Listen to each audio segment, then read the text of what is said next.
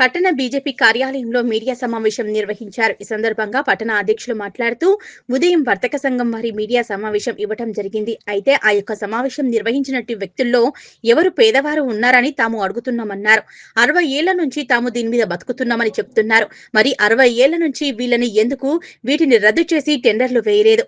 ఎన్నిళ్లు షాపుల్లో కొనసాగిస్తారో ఎండోమెంట్ చట్టాలు వీళ్లకు వర్తించవా? ఆ 112 మంది ఉంటే కేవలం 10-15 మంది మాత్రమే ఈ మీడియా సమావేశం ఎందుకు నిర్వహించారు? వాళ్ళ పేరు చెప్పి మీరు పబ్బం గడుపుకుంటున్నారు. ఒక్కొక్క షాపును అమ్మడం, కొనడం, సబ్ లీజ్ ఇవ్వడం ఇవన్నీ జరుగుతున్నా కూడా దేవస్థానం అధికారులకు పట్టింపు లేదా అని చెప్పి అడుగుతాను. ఒక్కొక్కరికి ఏడాదికి లక్షల్లో ఐటీ కడుతున్నా కూడా తాము పేదవారి మీద చెప్పుకోవడం నిజంగా సిగ్గుచేటన్నారు. నరసింహస్వామి అందరికీ దేవుడు. రాష్ట్రంలోని అటు దేశంలోని వివిధ ప్రాంతాల్లోంచి భక్తులు వస్తేనే మనం ఇక్కడ వ్యాపారాలు చేసుకుంటున్నాం. అలాంటిది వీళ్లు మాత్రం దర్జాగా 60 ఏళ్ల నుంచి కొండపైన తిష్టవేసి కూర్చున్నారు. దేవాలయ అభివృద్ధిలో భాగంగా ఎంతో మంది భూములు, ప్లాట్లను, ఇండ్లను కోల్పోయారు. అలాంటి వారికి పూర్తి నష్టపరిహారం కూడా ఇప్పటి వరకు అందలేదు. కొండ కింద కొన్ని వందల కోట్లతో షాపింగ్ కాంప్లెక్స్లు కట్టినా కూడా దాన్ని నిరుపయోగంగా చేసి ఈ రోజు వీళ్లు కొండపైన షాపులు నిర్వహిస్తున్నారు. పేరుకేమో 10 షాపులు అని చెప్తారు, కానీ ఇక్కడ మాత్రం సుమారు 20 షాపులు నిర్వహిస్తున్నారు.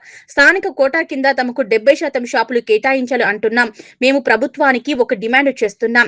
మీరు గనక ఈ యొక్క షాపులను టెండర్లు వేయకపోతే జూన్ 1వ తారీఖున ప్రతి ఒక్క నిరుద్యోగులు కొండపైకి వెళ్లి కొబ్బరికాయలు, పూలు, పండ్లు, బట్టలు అనే స్వేచ్ఛగా అమ్ముకుంటామని చెప్పేసి తాము డిమాండ్ చేస్తున్నామన్నారు.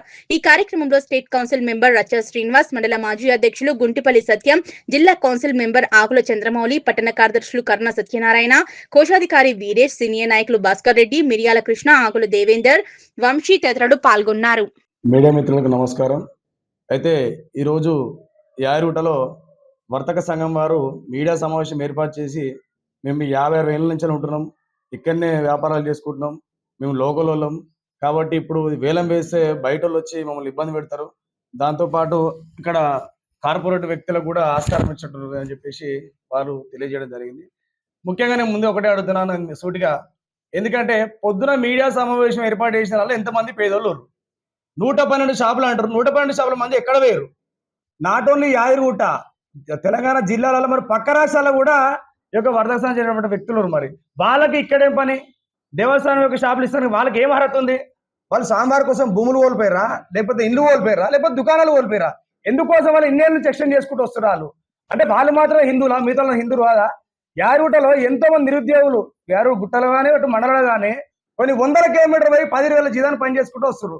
మరి ఎన్నేళ్ళు ఉంటారు మీరు ఎక్కడ? చెప్పు, ఎన్నేళ్ళు ఉంటారు? ఎప్పుడు మీరు సూటి ఒకటే అడుగుతున్నాం. ఎందుకంటే ఒక్కొక్క నెలకు 1-2 లక్షలు ఐటీ కట్టేటోళ్ళు కూడా మేము పేదలు అని చెప్పేసి పొద్దుల కవరింగ్ ఇస్తారు. ఈ ఎంతవరకు సమంజసం అని అడుగుతా ఉన్నాం. ఎందుకంటే సుమారు ప్రతి ఒక్క షాప్ ఆడి లక్ష చేయాలని చెప్పేసి హుకుం జారీ చేసారు. 1,20,00,000 రూపాయలు ఎవరి జేబులో పోతాయి? మరి దేనికోసం ఇప్పుడు ఈ విధంగా ఇది చేస్తారు? మరి ఎందుకు మిమ్మల్ని రెన్యువల్ చేయాలి? మీరు మాత్రం పేదలు లేరా? ఒక్కొక్కరు ₹1,00,00,000 భూమిని స్వామివారి అభివృద్ధి కోసం 30 లక్షలు 20 లక్షలు కూడా కోల్పోయి రోజు రోడ్డు మీద పడ్డ పరిస్థితి కనిపిస్తా ఉంది. మీరు ఎన్ని ఎకరాలు నష్టపోయారు? ఎన్ని కోట్ల ఆస్తులు నష్టపోయారు? ఇక ఎన్నేళ్ళు మీకు షాప్ రెన్యువల్ చేయాలని చెప్పేసి నేను అడుగుతున్నాను. ఎందుకంటే ఎండోమెంట్ చట్టం ప్రకారం సుమారు 12 సంవత్సరాలు మాత్రమే ఈ రోజు మీకు ఎక్స్టెండ్ చేసే అవకాశం ఉంటుంది. 60 ఏళ్ళ నుంచి కేవలం మీరే చేసుకుంటారు.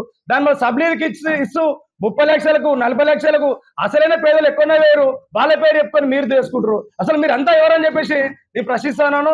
మీ ఆధార్ కార్డులు అన్ని బయట పెడితే మీరు లోకలా నాన్ లోకలా ఎవరు వ్యాపారాలు చేస్తారో తెలిసింది. 2-3 కోట్ల టెండర్ అంటారు. ఆ టెండర్ వర్ధ సంఘం లేరు అమ్మిరిగుట్ట మీద 2 కోట్ల 3 కోట్ల టెండర్ ఒక సంవత్సరానికి ఉంటుంది. దాంతోపాటు మన బస్సు రెండాల విషయంలో కూడా ముఖ్యంగా ఒక ఏడాది కేసు దాన్ని 3 ఏళ్ళు ఎక్స్టెండ్ చేసుకుని సంఘాన్ని అడ్డం పెట్టుకొని ఇది ఎంతవరకు కరెక్ట్ అని చెప్పి అడుగుతాను. ఒక వాటర్ బాటిల్ 40 రూపాయలు అమ్ముతారు, కొబ్బరికాయ 100 రూపాయలు అమ్ముతారు, ఒకరు 50 రూపాయలు లొంగి తీసుకొచ్చి 300 అమ్ముతారు. ఈ భక్తులు దోచుకున్నట్టు కనిపిస్తలేదు మీకు? భక్తులు ఇబ్బంది పెట్టాడు మీకు కనిపిస్తలేదని మీకు నేను అడుగుతాను. దాంతోపాటు సుమారు ఏడాదికి 10-20 కోట్లు వచ్చేటువంటి ఆదాయం వదిలిపెట్టి మీరు ఇలా కేవలం ₹1 కోటి కట్టేసి మీరు చేతులు దులుపుకుంటారు. కేసీఆర్